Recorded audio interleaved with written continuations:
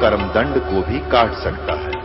अभी तक जिस भी संत व महापुरुष से मिले, उन्होंने यही बताया कि पाप कर्म फल भोगने से ही समाप्त होगा। वो प्रभु कौन है जो पाप कर्म को काट देता है, वो काल के बंधन से छुड़वा देता है। उसका क्या नाम है, पूजा की विधि क्या है? कृपया अवश्य सुनिए जगत गुरु तत्वदर्शी संत रामपाल जी महाराज के अमृत वचन। अब गरीबदास जी असमंजस में पड़ गए कि भाई भगवान तो यही भगवान है, यही परमेश्वर है जो नीचे से तुझे लेकर गया था। सचमुच ये परमात्मा है। और ये काशी में परमेश्वर ने बताया कि मैं 120 वर्ष बनारस में गया था और वहाँ मैंने इस तत्व ज्ञान का प्रचार किया था।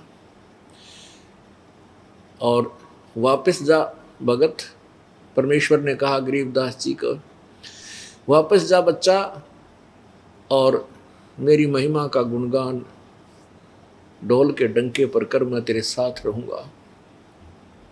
वहां जाने के बाद गरीबदास जी ने भी कहा कि प्रभु मुझे वापस ना भेजो, वहां तो बहुत बुरा लोक है, ओए होए, वहां तो बहुत गंदा लोक है।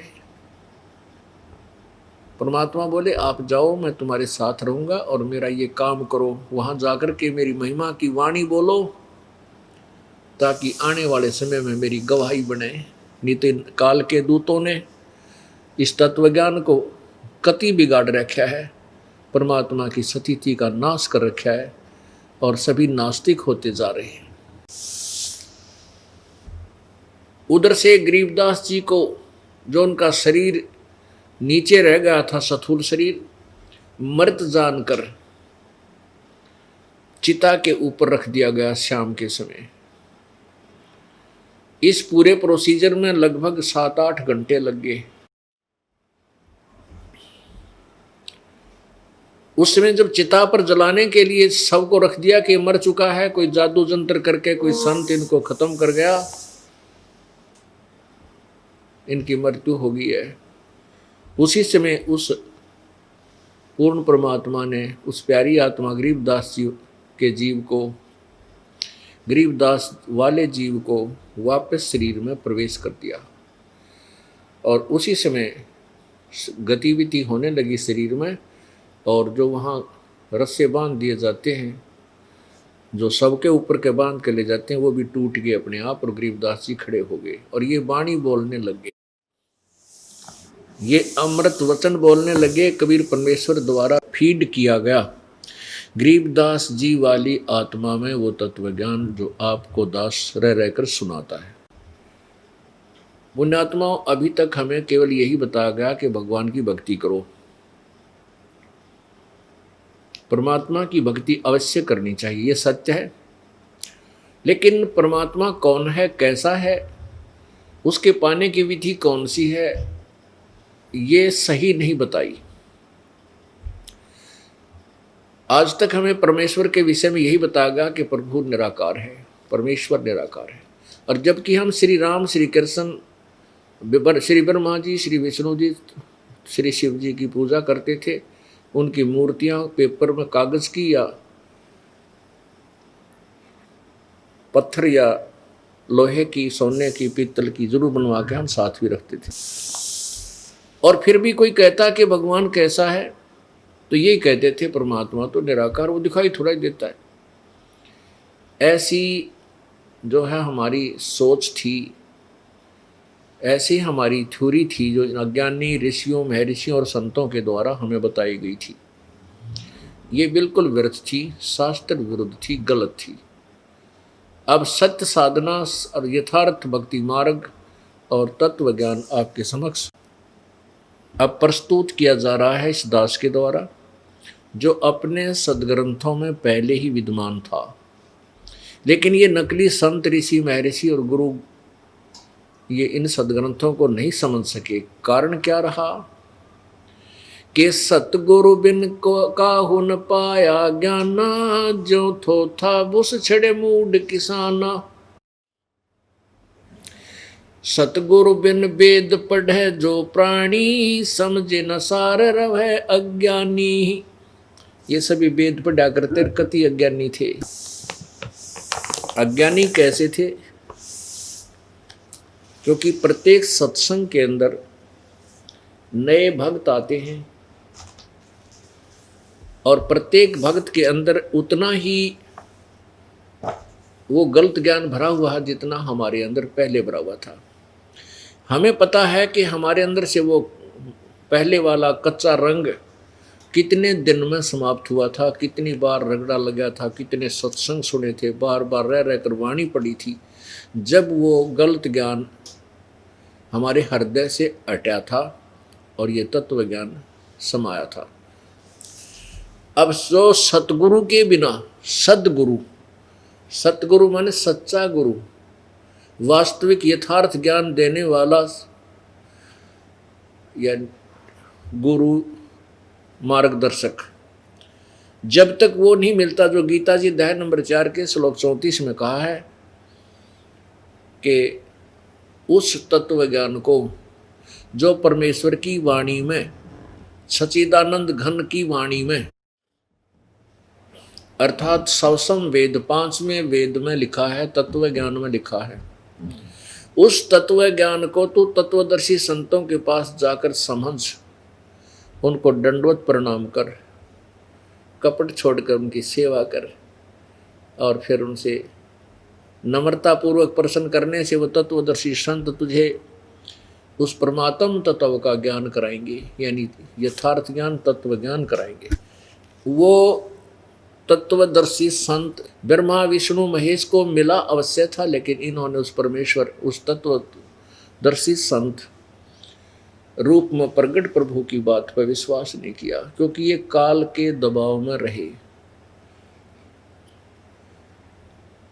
तो उन्होंने उस परमेश्वर की वाणी पर विश्वास नहीं किया, उन वचनों पर विश्वास नहीं किया, क्योंकि काल भगवान ने उनको प्रेरित कर दिया कि ये सब झूठ बोल रहा है, जिसका परिणाम आपके समक्ष सभी दिखाते हैं कि ना ब्रह्मा जी को तत्व ज्ञान था, ना विष्णु जी को, ये भी अज्ञानी थे, इनको भी वेदों के विषय में ज्ञान नहीं था, न महर्षियों को, ऋषियों, सतयुग के ऋषियों को ज्ञान नहीं था वेदों का। ये तो इस दास पे कृपा करी परमेश्वर कबीर जी ने। कबीर परमेश्वर जी को ज्ञान था, उसी के द्वारा दिए गए ये वेद हैं जो ब्रह्म को दिए थे, और ब्रह्म ने अपने श्वासों के द्वारा समुद्र में प्रकट किए थे, जो ब्रह्मा को प्राप्त हुए थे। अब आपको प्रमाण देते हैं कि ना तो ब्रह्मा को, विष्णु को पता था, ना ब्रह्मा को पता था वेदों के बारे में, और ना ही सतयुग में, क्योंकि सतयुग के जो ऋषि थे उसके बाद त्रेता, द्वापर और कलयुग के जो ऋषि महर्षि हैं वो सतयुग वालों से निम्न सतर के हैं। जब सतयुग वालों को ही वेदों का ज्ञान नहीं था, तो त्रेता, द्वापर, कलयुग वालों की तो बात तो छोड़ दो। इसे सिद्ध हो जाएगा आपको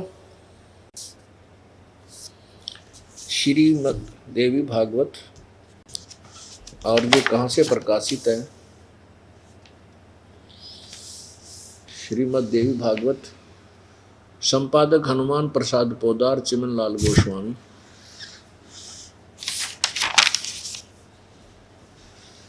प्रकाशक एवं मुद्रक गीता प्रेस गोरखपुर, गोविंद भवन कार्यालय, कोलकाता का संस्थान। इसके 414 पृष्ठ पर चलते हैं। ये देखिएगा, ये है 6ठा स्कंध, अध्याय 10 और 414 पृष्ठ, संक्षिप्त देवी भागवत।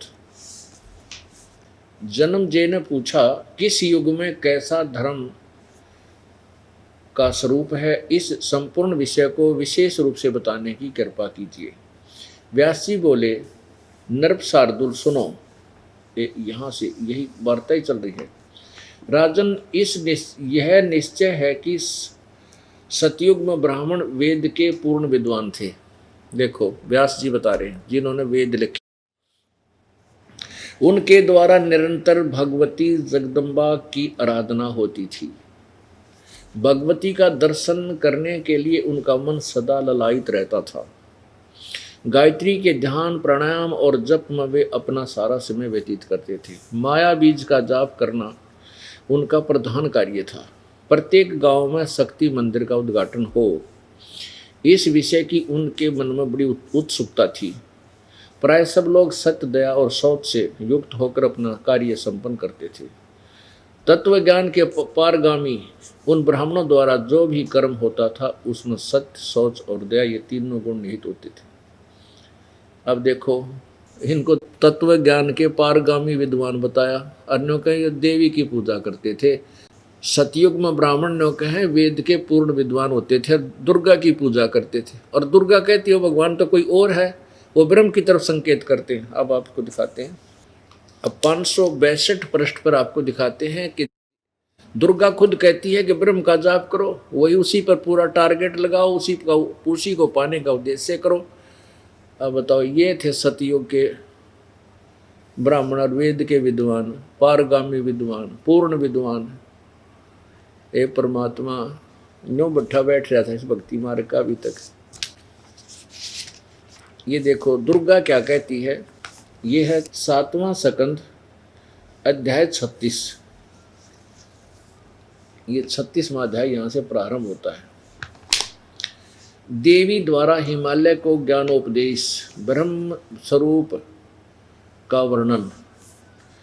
श्री देवी जी कहने लगी, पर्वतराज जिस प्रकार योग युक्त होकर मुझ ब्रह्म स्वरूपा देवी का ध्यान करे, यह ध्यान आसन पर भलीभांति बैठकर अहेतुकी भक्ति के साथ साधना करे। यहाँ तक इसने अपने नंबर बनाया कि मेरी भक्ति कर। अब यहाँ बता रही सच्चाई, उस ब्रह्म का क्या स्वरूप है यह बतलाया जाता है, जो प्रकाश रूप सबके अत्यंत समीप में स्थित हृदय रूप गुहा माने गुफा में स्थित होने के कारण गुहाचर नाम से प्रसिद्ध और महान पद अर्थात परम प्राप्य है।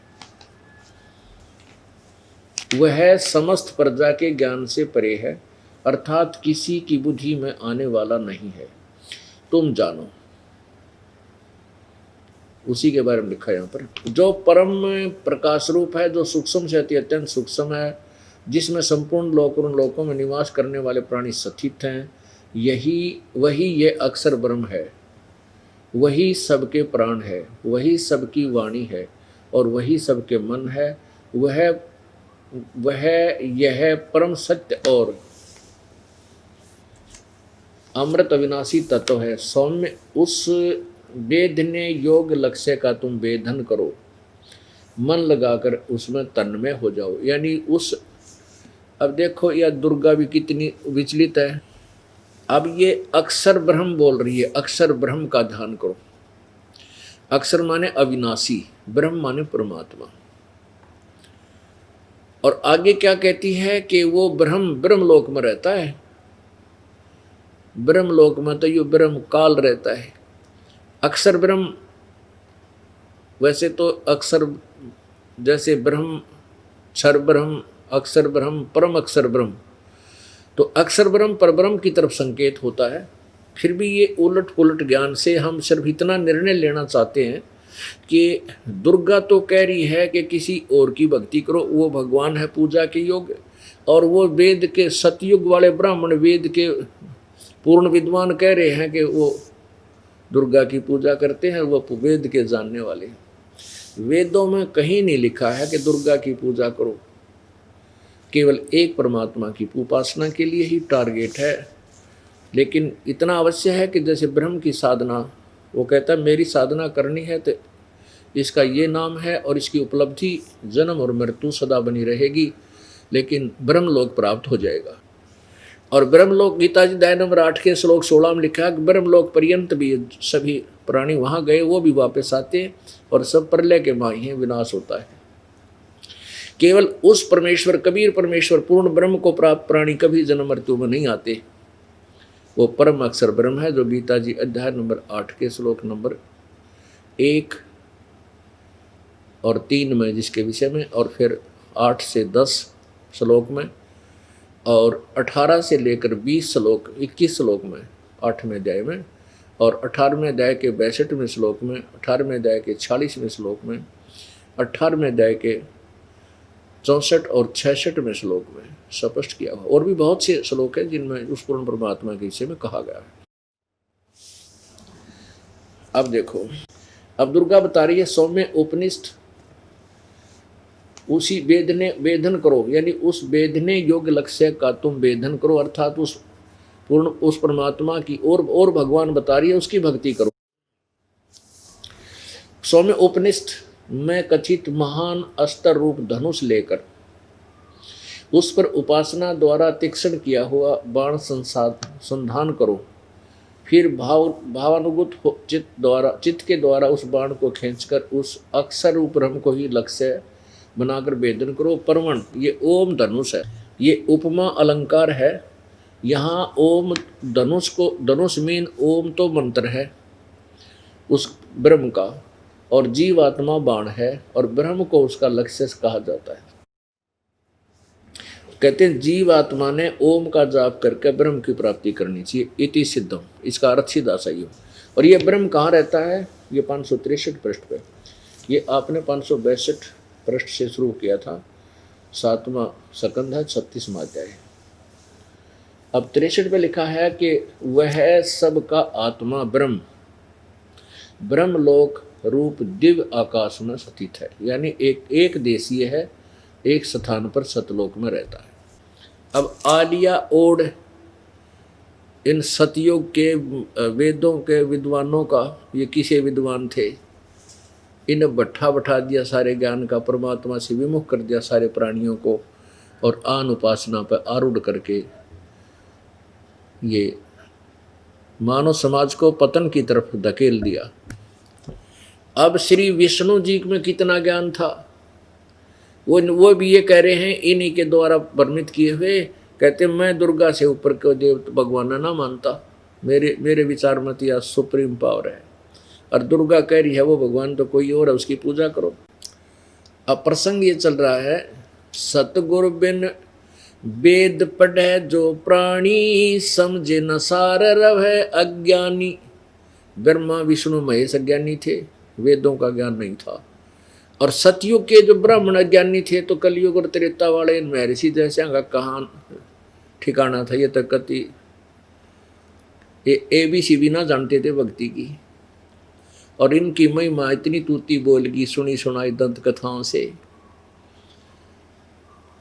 परमात्मा इसीलिए कहते हैं कि पाखंडी की पूजा जग में संत ने कहे लबाड़, और अज्ञानियों को परम विवेकी और ज्ञानी को मूड गंवार। अब दास जो प्रचार कर रहा है, हमारे भगतजन जन जाकर समझाते कहते हैं, तो वो उन अज्ञान पर आधारित श्रद्धालु और नकली ऋषि महर्षियों के द्वारा दिए गए झूठे ज्ञान को ग्रहण करके कहते हैं रामपाल के जाना, उसने संस्कृत आती ना, उसने नो आती ना। इन संस्कृत के जानने ने तो बैठा रखा था। अब कबीर परमेश्वर ने कोई भाषा यानी अक्षर ज्ञान नहीं था, मान लीजिए तुम्हारी जैसा वो लोग कहते, और वो ज्ञान जो वेदों और गीता में वो सारा जो का तो अपने सिंपल लैंग्वेज में बोल रखा। तो संस्कृत चाहे अंग्रेजी लैंग्वेज है, चाहे संस्कृत भाषा है, या अपनी मातृभाषा लोकल भाषा, चाहे पंजाबी है भाषा है, भाषा का काम अपने विचारों को दूसरे तक पहुंचाना है। उस भाषा में ज्ञान क्या है, वो ज्ञान सही होना चाहिए, भाषा कोई भी हो। अभी तक एक पाठ बन गई थी संस्कृत, बस संस्कृत जो बोलता था बस वो तो विद्वान कहलाता था। जैसे वर्तमान में कोई अंग्रेजी बोल देते उसके मुंह का नहीं देखते, वो बड़ा पढ़ा हुआ है कि टट्टू पढ़ रहा है, बता वह बात अपनी सिंपल भाषा में बोल दे, वह अंग्रेजी में बोल दे, का बात तो उतनी है। तो हम ऐसे ही भ्रमित रहते हैं यथार्थ ज्ञान के अभाव से। अब ये अज्ञानी ब्रह्मा विष्णु महेश भी अज्ञानी रहे।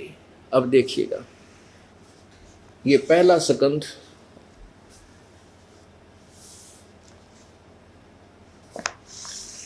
और प्रश्न नंबर 28, ये प्रश्न नंबर 28 और यहां से ये शुरू होता है।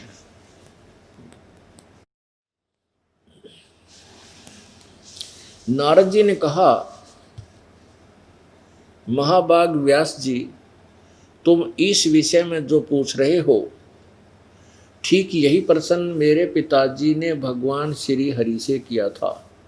देवा अधिदेव भगवान जगत के स्वामी हैं। विष्णु जी के विषय में नारद बोल रहे हैं। लक्ष्मी जी उनकी सेवा में उपस्थित रहती है। दिव्य कौस्तुभमणि उनकी शोभा बढ़ाती है, वे शंख चक्र गदा पद्म लिए रहते। अब ज्यादा ना पढ़ के यहाँ पूछते हैं, ऐसे जगत प्रभु भगवान श्री हरि महान तप कर रहे थे। विष्णु जी उनकी समाधि लगी थी। यह देखकर मेरे पिता ब्रह्मा जी को बड़ा आश्चर्य हुआ। उन्होंने उनसे जानने की इच्छा प्रकट की। ब्रह्मा जी ने पूछा, प्रभो, ब्रह्मा जी ने विष्णु से पूछा, प्रभो आप देवताओं के अध्यक्ष, जगत के स्वामी, भूत भविष्य एवं वर्तमान सभी जीवों के एकमात्र शासक हैं। भगवान फिर आप क्यों तपस्या कर रहे हैं और किस देवता की आराधना में ध्यान मगन है? मुझे असीम आश्चर्य हो रहा है। आश्चर्य तो ये हो रहा कि आप देवेश्वर एवं सारे संसार के शासक होते हुए भी समाधि लगाए बैठे हैं। अब यहाँ बताओ है, विष्णु जी बोले, ब्रह्मा जी के विनीत वचन सुनकर भगवान श्री हरि उनसे कहने लगे, ब्रह्मन सावधान होकर सुनो, मैं अपने मन का विचार व्यक्त करता हूं। देवता दानव मानव सभी यह जानते हैं कि तुम सृष्टि करते हो, मैं पालन करता हूँ, संकर संहार क्या करते, किंतु फिर भी वेद के पारगामी पुरुष अपनी युक्ति से सिद्ध करते हैं कि रचने पालने और संहार करने की योग्यता जो हमें मिली है, इसकी अधिष्ठात्री शक्ति देवी है। बस और ज़्यादा ना पढ़ के हम यहाँ आते हैं।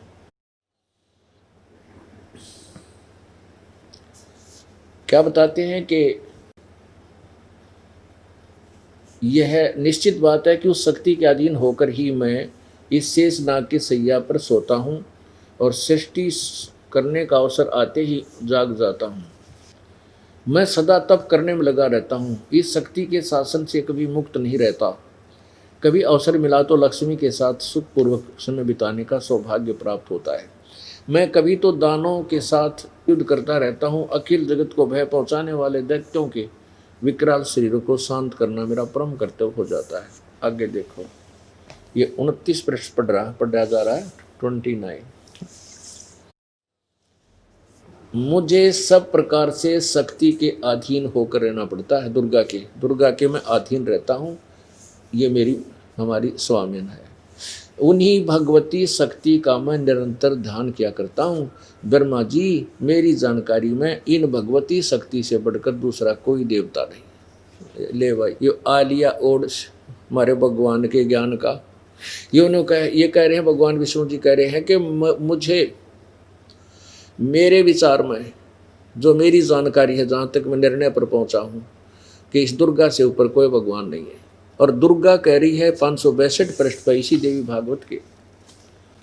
अभी आपने पढ़ा, फिर पढ़िए। 7वां स्कंद अध्याय 36 पृष्ठ 562। देवी कहने लगी, पर्वतराज, उस ब्रह्म का क्या स्वरूप है यह बतलाया जाता है, जो प्रकाश रूप सबके अत्यंत समीप हृदय रूप गुहा में स्थित होने के कारण गुहाचर नाम से प्रसिद्ध आदि वो परम प्राप्य है। वह समस्त प्रजा के ज्ञान से परे है और अर्थात किसी की बुद्धि में आने वाला नहीं है, ऐसा तुम जानो। उस परम प्रकाश रूप जो सूक्ष्म से अति सूक्ष्म है, जिसमें संपूर्ण लोक और उन लोकों में निवास करने वाले प्राणी स्थित हैं, वह अक्षर ब्रह्म है। वही सबके प्राण है, वही सबकी वाणी है और वही सबके मन है। वह यह परम सत्य और अमर अविनाशी तत्व है। सौम्य उस वेदने योग लक्ष्य का तुम वेदन करो, मन लगाकर उसमें तन में हो जाओ। अब सब ये क्या है कि सौम्य उपनिषद में कथित महान अस्त्र रूप धनुष लेकर उस पर उपासना द्वारा तीक्ष्ण किया हुआ बाण संधान करो और फिर भावानुगुत चित्त के द्वारा उस बाण को खींचकर उस अक्षर रूप ब्रह्म को ही लक्ष्य बनाकर वेदन करो। परवण धनुष है, यानी ओम उसका नाम है, मंत्र जाप है और जीवात्मा करने उसका स्मरण करना चाहिए और ब्रह्म को उसका लक्ष्य कहा जाता है। और वो कहाँ रहता है? वह यह सब का आत्मा ब्रह्मलोक रूप दिव्य आकाश में स्थित है। अब क्या बताया है? श्री विष्णु जी तो कह रहे हैं कि मैं दुर्गा तो ऊपर कोई भगवान नहीं मानता, मैं ईश्वर की पूजा करता हूँ, घोर तप करता हूँ और तप करके फिर राक्षसों को मारता हूँ। ये काल का भयंकर जाल है पुण्यात्माओं। तप से सिद्धि आती है और सिद्धि से फिर ये काल प्रेरित करता है, अपने रिमोट से इनको कंट्रोल करता है और फिर ये इसे विष्णु जी से राक्षसों को मरवाता है। और फिर यहाँ पर एक नियम है कि जैसे कर्म करेगा दोनों भोगने होंगे। अब जब तक इन विष्णु जी, सतगुण विष्णु जी का पूर्व जन्म का पुण्य चलेगा, ये इस पद पर रहेगा और इस जीवन में जितने पाप और पुण्य करेगा दोनों गुड और बैड अकाउंट में लिखे जाएंगे और फिर इसको दोनों भोगने पड़ेंगे। ये 84 लाख योनियों में चला जाएगा। नई पुण्यात्मा को ये सद्गुण युक्त करके और विष्णु पद पर बैठा देगा, अपनी दुर्गा से पैदा करके, अपने पति पत्नी व्यवहार से एक और पुत्र उत्पन्न करके उसको विष्णु पद पर रख देगा और ये वर्तमान का विष्णु 84 लाख योनियों में जीव रूप में हो जाएगा। अब ये है वो तत्वज्ञान जो कबीर परमात्मा 600 साल पहले बताया करते हमारे को, और इन अज्ञानी ऋषियों, महर्षियों, नाड़ियों ने इस तत्वज्ञान को जनसाधारण तक पहुंचने नहीं दिया। अब भी इनका यही प्रयत्न है। अब क्रोथा कांड यही कारण था क्रोथा कांड का। अब इनकी पोल खुल गई, जो डुप्लीकेट माल बेचे थे, सदग्रंथों का, वेदों का नाम लेकर सत्यार प्रकाश में कोरा गोबर भर रखा, शास्त्र वेदों के विरुद्ध व्याख्या भर रखी। अब उसकी पोल खुल गई तो इन्होंने राजा और प्रजा को भ्रमित करके इस दास के दुश्मन बनाने की चेष्टा की। लेकिन अब पढ़ा लिखा शिक्षित समाज है, अब इनकी दाल नहीं गलेगी चाहे कितना शर पटक लियो, आखिर में इनकी दुर्गति होगी और फिट्टे मुँह करेगा भगवान, इनको वो सजा देगा, दुनिया देखेगी खड़ी खड़ी। उधर उसी एक गांव का एक बहुत ज़्यादा विरोधी था इसी मार्ग में, उसका इकलौता पुत्र और विष पीकर मृत्यु को प्राप्त हो गया। अभी 10 दिन की पहले उसका इकलौता पुत्र सर्वनाश को प्राप्त हुआ। वो ऐसे और भी बहुत से कारण हैं जो आपके सामने आओगे और जनता तल उंगली दबाओगी, क्योंकि परमात्मा के मार्ग में बाधा डालना ऐसा है जैसे रेल की पटड़ी पर और अंधा गधा खड़ा हो सकता है, समझदार आदमी नहीं रुक सकता। भगवान के मार्ग में जो बाधक हैं, आज तक पुराने इतिहास देख लो, हिरण्यकशिपु ने बाधा की थी, बक्कल उतरा। मीराबाई के बारे में जिन्होंने बकवाद की उनके सर्वनाश हुए, और बहुत से ऐसे प्रमाण हैं। कंस ने भगवान की बाधा की थी, उसको पुण्यात्मा श्री कृष्ण जी को सताया, उसके माता पिता को सताने की चेष्टा की, वो भी दुर्गति को प्राप्त हुआ। तो यही कारण था क्रोथा कांड का। और राजा का सहयोग पाकर, मुख्यमंत्री जी का सहयोग पाकर हरियाणा का, समाचार पत्रों के माध्यम से भी झूठ फैलवा दी, गंदा प्रचार करवा दिया कि वहाँ गंदा काम होता है, वहाँ ऐसा होता है, वो चोरी करते हैं, गुंडागर्दी करते हैं, वहाँ ये मिला, फलान मिला। वो दिखाओ ना, कोई वस्तु पाई हो तो एक तो दिखा दो। वास्तविकता ये थी कि उनकी पोल खुल गई और उनको यही समस्या आ गई कि तुम्हारी दुकान बंद होगी। इस सच्चाई का जब पता लग गया, जनता को तुम्हारा जूते मारेंगे। उन्होंने जनसाधारण के कल्याण से कोई लेना देना नहीं है, वो शत्रु हैं समाज के, और उस कीड़े को समाप्त करना अति आवश्यक है। इसलिए दास ये संघर्ष कर रहा है, अंतिम श्वास तक करेगा, क्योंकि ये आदेश परमात्मा का है, उसको टाला नहीं जा सकता।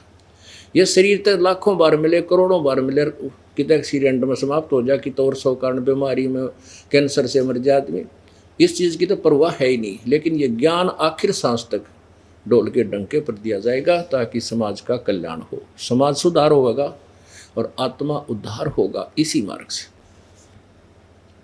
अब परमात्मा की प्यारी आत्मा परमेश्वर के समर्थ ज्ञान को सुनकर गदगद होंगी।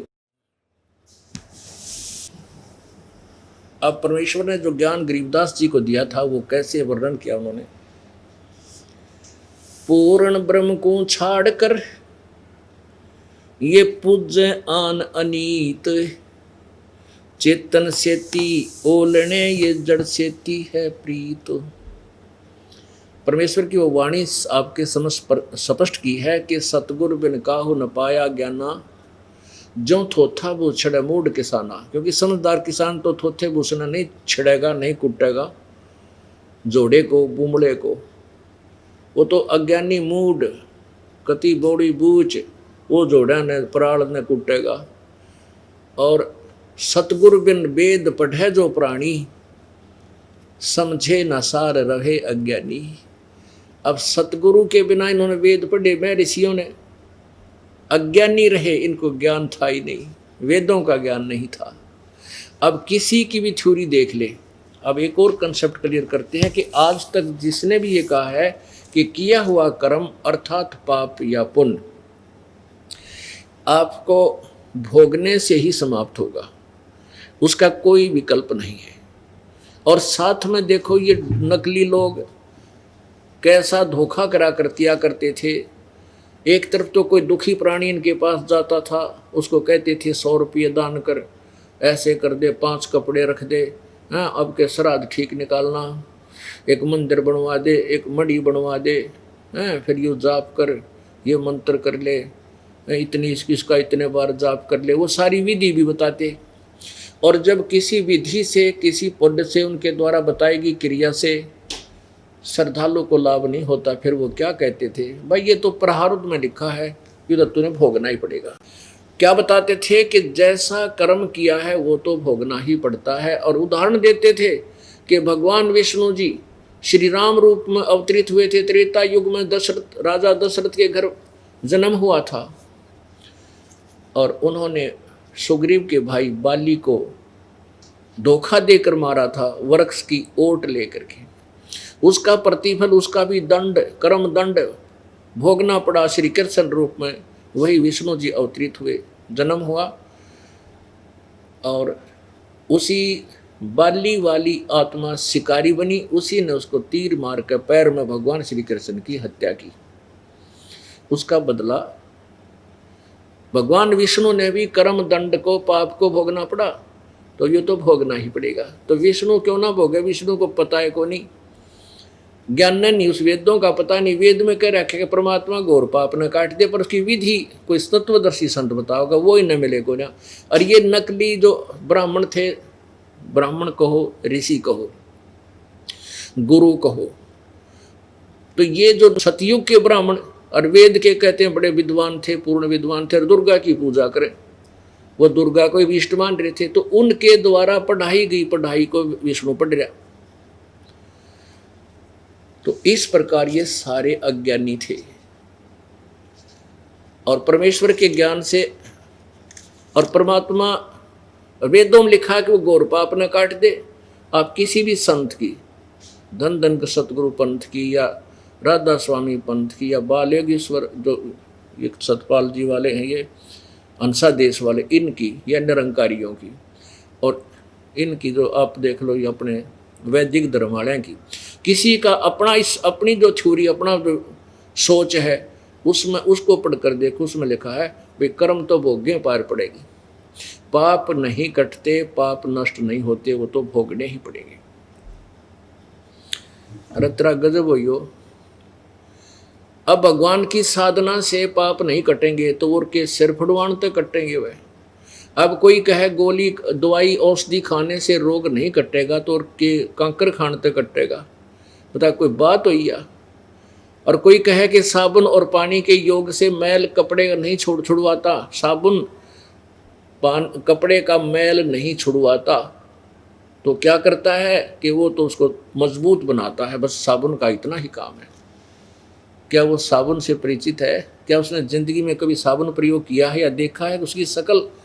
ऐसे ही इन ऋषियों और महर्षियों की थ्योरी थी जो कहते हैं कि भगवान की साधना से, उपासना से, स्तुति से, प्रार्थना से परमात्मा पाप नहीं छोड़वाता, पाप नहीं कटते, दुख पाप कटना मीन दुख निवारण नहीं होते, पाप कटना दुख निवारण होना। कांटे से दुख, कांटा निकलने से सुख, पाप कर्म से दुख, पाप कर्म कट जाओ तो सुख।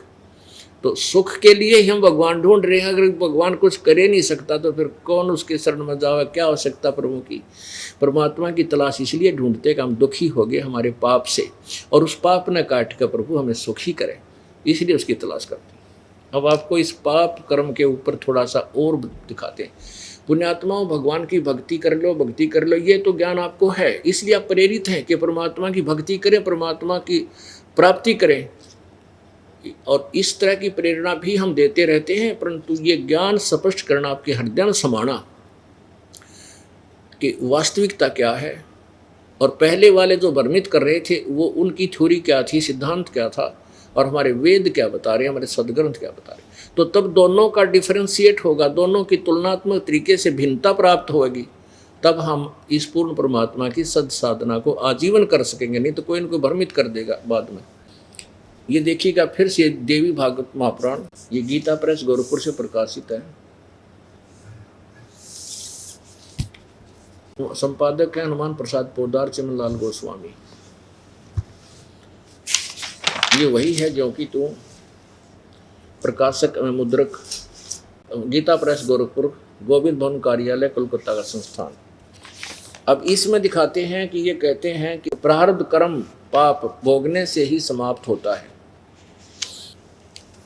अब देखना, ये है छठा स्कंद और 412 पृष्ठ, संक्षिप्त देवी भागवत। व्यास जी बोले, राजेंद्र, मैं उसका परम अद्भुत कारण बतलाता हूँ, सुनो। तत्वज्ञानी पुरुषों ने संचित, वर्तमान और प्रारब्ध के भेद से कर्म की 3 गतियाँ बतलाई हैं। अनेक जन्मों से संच किए हुए पुराने कर्मों को संचित कर्म कहते हैं।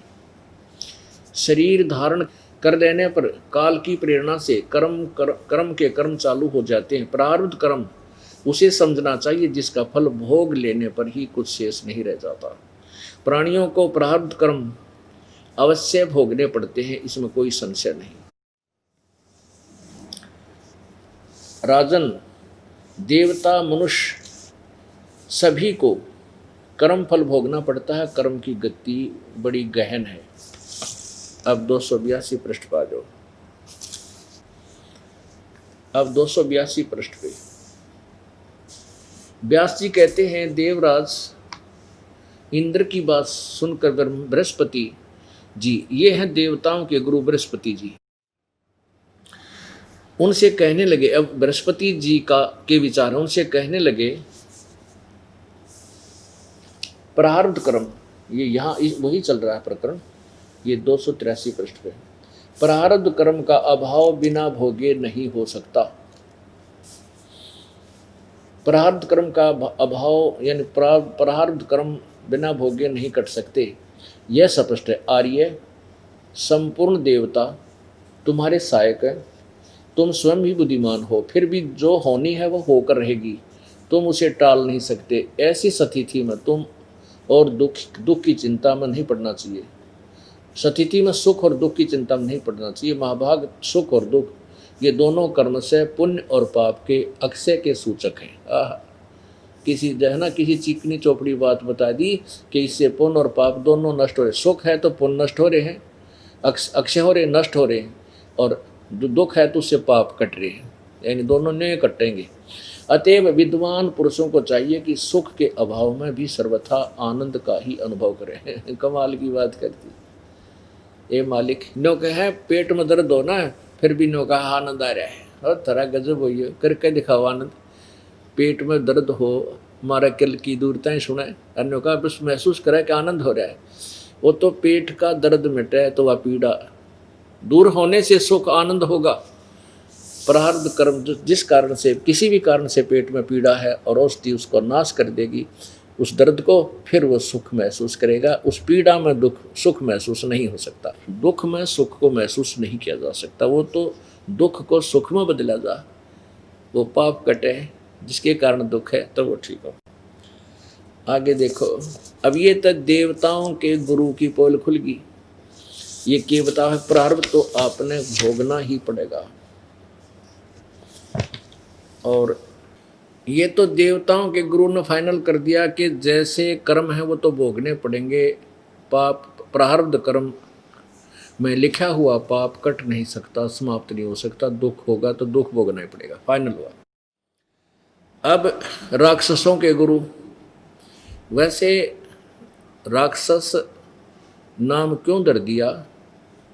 क्योंकि पहले सभी परमात्मा की साधना किया करते थे।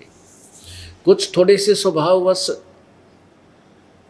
अन्य से थोड़े विपरीत हुए तो वो पहले भक्तों ने उनको, यानी जैसे देवताओं का गुरु था और देवताओं सभी पूजा करते थे, तो जो गुरु मर्यादा बनी रहते थे उनको निकाल दिया जाता था। तो निकाल दिया जाता था। उस साधना तो पहले कर चुके थे, उसकी सिद्धि उनमें वो थोड़ी बहुत भक्ति हो जाती थी, उसके कारण उनको सुख मिलता रहता था और फिर वो हठ योग करके सिद्धियां प्राप्त कर लेते थे।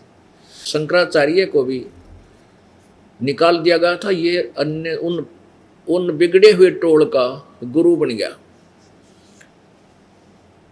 और जैसा भी उसको वेदों का ज्ञान था ही नहीं, वैसे वेदों का ज्ञान तो जो भी उसको साधना का पता था वो राक्षस भी करते थे और देवता भी करते थे और दोनों की साधना ही शास्त्र विरुद्ध थी। वो भी तप करते थे, वो भी तप करते थे और ज्ञान वही घिसा पिटा जो उन्होंने ब्रह्मा से सुना था।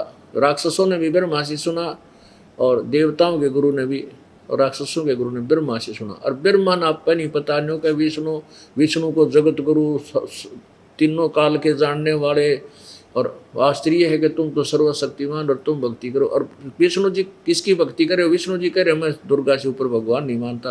तो इन सब के ज्ञान का अब आपके सामने सत्र आ जाएगा, ये कितने ज्ञानी थे या अज्ञानी थे। अब आपको राक्षसों के गुरु जो प्रहलाद आदि के जो उस परंपरा में जो गुरु थे, प्रहलाद वाले टोल के ग्रुप के, यानी वो भी भगत थे। प्रहलाद भी तो भगत था, भले ही फीत राक्षस की थी। राक्षसों के कहलाने वालों के कुल में जन्म होकर भी वो भगत था, लेकिन कहलाया राक्षस और उसका गुण का गुरु शंकराचार्य था। अब देखिए चौथा स्कंद शुक्राचार्य द्वारा दैत्यों को साफ, 243 पृष्ठ पे व्यास जी कहते हैं, प्रहलाद की बात सुनने के पश्चात शुक्राचार्य ज्ञान दृष्टि से सब कुछ देखकर प्रसन्न हो गए। उनका मुख मुस्कान से भर गया। उन्होंने दैत्यों से कहा, दानव तुम मेरे यजमान हो। दानव मन राक्षस हो।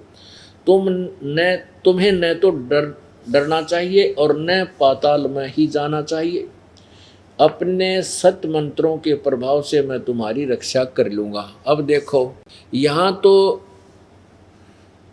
अब ये शंकराचार्य प्रहलाद को बता रहा है और अन्य राक्षस वो दूसरे साथी बैठे हैं, उनको कह रहा है कि तुम चिंता मत करो, तुम्हें पाताल नहीं जाने दूंगा और मैं अपने सत मंत्रों की शक्ति से तुम्हारी रक्षा करूंगा।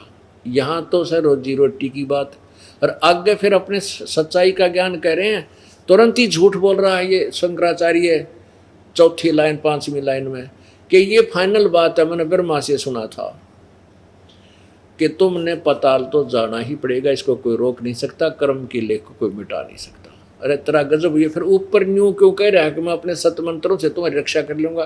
क्यों? इस बिना प्रभुता मिला नहीं, ये कहीं बिना इनको रोजी रोटी मिला नहीं और लोग इनका पीछा नहीं रहे। तुरंत झूठ बोल रहा है ये भोली आत्मा, न्यो भी ना समझ सके जो गपोड़ू क्या कह रहा है। ऊपर तो कह है मैं तेरी रक्षा कर लूँगा, नीचे कहना तुम्हें जाना ही पड़ेगा। अब देखो व्यास जी कहते हैं, प्रहलाद की बात सुनने के पश्चात शुक्राचार्य ज्ञान दृष्टि से सब कुछ देखकर प्रसन्न हो गए।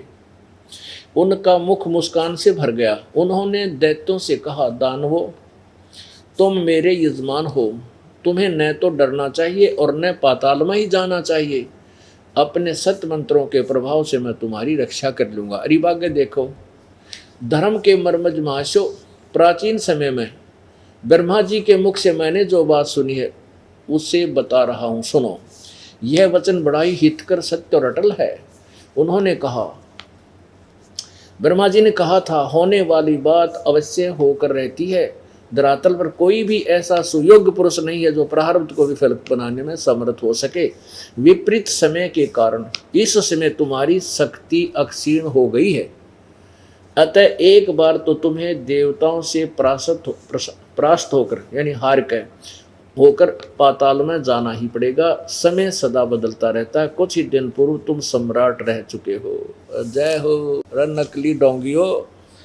ये थे वह गुरु सतयुग के ऊपर तो कह रहा है कि मैं तुम्हें पाताल नहीं जाने दूंगा, अपने सतमंत्रों से रक्षा कर दूंगा, और फिर नो कहे देखो ये ब्रह्मा का एक वचन है, ये अटल और सत्य है कि तुमने अब तुम्हारा विपरीत समय चलने के कारण तुम्हारी शक्ति अक्षीण होगी है, और पाताल तो तुमने जाना ही पड़ेगा और उनसे हारना भी पड़ेगा। फिर तेरे सतमंत्रा की शक्ति कहाँ गई नकली? तो पुण्यात्मा न्यों बैठा बैठा रखा था इन्होंने इस तत्व यथार्थ ज्ञान को ना समझकर, परमात्मा के उस यथार्थ ज्ञान जो जिसके अंदर ये अमृत खजाना भरा हुआ था। कबीर वाणी को तो एक रिजेक्ट कर दिया नकली संस्कृत के बोलने वालों ने, लाल को तो कूड़े के ढेर में डलवा दिया कि नहीं वो तो अनपढ़ था, अशिक्षित था, गंवार था, वो क्या जाने भक्ति के बारे में। और ये स्वयं क्या जानते थे ये आपके समक्ष इनकी गिठड़ी भी खोल दी। ये नरा कूड़ा करकट भर रखा था इन सदग्रंथों में, जिनको सदग्रंथ कहते थे, पुराण आदि।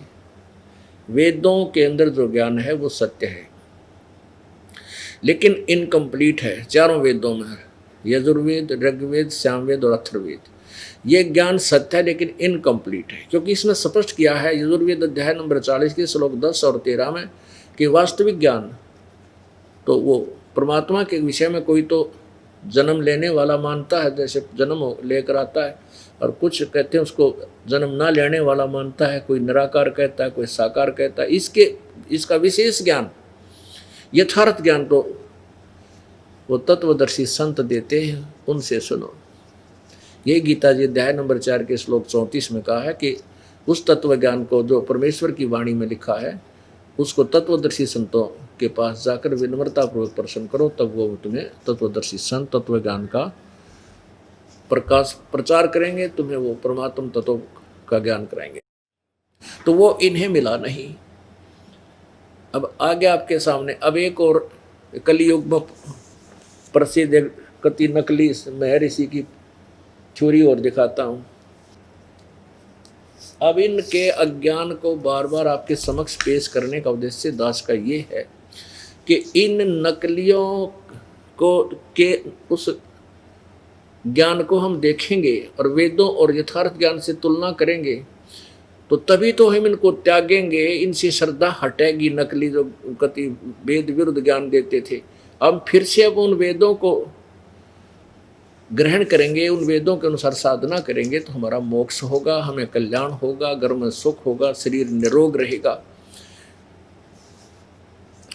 अब ये कलियुगी महर्षि, ये नकली महर्षि दयानंद सरस्वती भी कहते थे, इसको पता नहीं क्या क्या उपमा दे रखी थी। ये कैख है नहीं जाना था वेदों के बारे में, कैख है भी। अब दास को कोई शौक नहीं किसी महापुरुष के बारे में अनाप शनाप कहने की, नहीं, कोई शौक नहीं है। लेकिन मेरा कर्तव्य बन गया है कि मैं एक टीचर हूँ, मुझे गुरुपद प्राप्त हो गया, और एक पहले वाले टीचरों ने कोई प्रश्न गलत हल कर रखा है, तो आने वाला टीचर का कर्तव्य बनता है कि उस प्रश्न को ठीक कर देना चाहिए, ठीक हल कर देना, सोल्व कर देना चाहिए, ताकि बच्चे सफल हो सके। और फिर उस ठीक करने वाले अध्यापक का उस नकली, उस झूठे टीचर जो गलत ज्ञान दे रहा था, गलत एक प्रश्न हल करके चला गया, उसका समर्थन करें, अच्छी बात नहीं। उसको फिर और से दिखावें और खूब तसल्ली करें कि सचमुच कौन से का ठीक है, कौन से का गलत है। तो जो ठीक है उसको स्वीकार करें। तो ये दास एक टीचर है, स्पिरिचुअल टीचर, यानी आध्यात्मिक टीचर है ये दास। और ये भी आध्यात्मिक टीचर कहलाते थे, ये ऋषि महर्षि, ये दयानंद जैसे। तो अब उन्होंने क्या ज्ञान दिया है, उन्होंने कैसे प्रश्न हल किए हैं, और यथार्थ ज्ञान क्या है, इन दोनों की तुलना करके जो सा ठीक लगा उसको ग्रहण कर लो। यदि दयानंद जी वाला आपको अच्छा लगता तो वेल एंड गुड, ग्रहण करो। फिर टैं क्यों कर रहे हो, क्योंकि थारी इनकी दुकान फेल होगी। इनके पास कैख है भी नहीं था, इनको पता था कि हमारे अनुयायियों को भी ये पता चलेगा कि ये इतना गलत ज्ञान देकर चला गया, तो ये सारे रामपाल के पास जा कर के कहीं कल्याण ना करवा ले था, तुम्हारे ये मठ बंद हो जाए जहाँ लोगों से चंदा करके वो बकवाद करते फिरते हैं। झूठ बोलते हैं, इधर उधर की गप्पे मारते हैं, जैसे हमारे बारे में कितनी बकवादियाँ गढ़ी उन्होंने। तो वो उन्होंने इस डर से ये क्रोधाकांड करवाया, लोगों को भ्रमित कर दिया, ये हो रहा है, वहाँ पर ऐसा हो रहा है।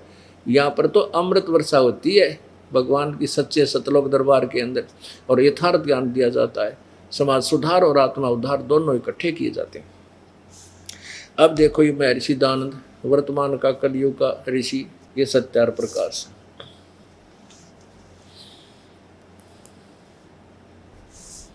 अब देखो इनके इस पोज में देख के आदमी कट के मर जा, कहो महर्षि के चाला है और बुझाणु भगवान से मिला पड़ा है, जो कैसी डट के आकड़ के बैठा है आसन पदम लगा के। और देखो अब इसके ज्ञान का पता लग गया, किसा विद्वान था। इनका सन 1824 से सन 1883 तक, यानी 59 वर्ष की आयु में यूके के घर गाल गया। ये तो शुक्र है मालिक ने इसकी पहला माटी संगवा दी 59 साल की उम्र में। जब आगे रह जाता फिर के बिजली गिर जाता, ये सारा नाश कर जाता, पूरे भारत मानव समाज में इतना गंद भर जाता जो कितना ठिकाना नहीं था।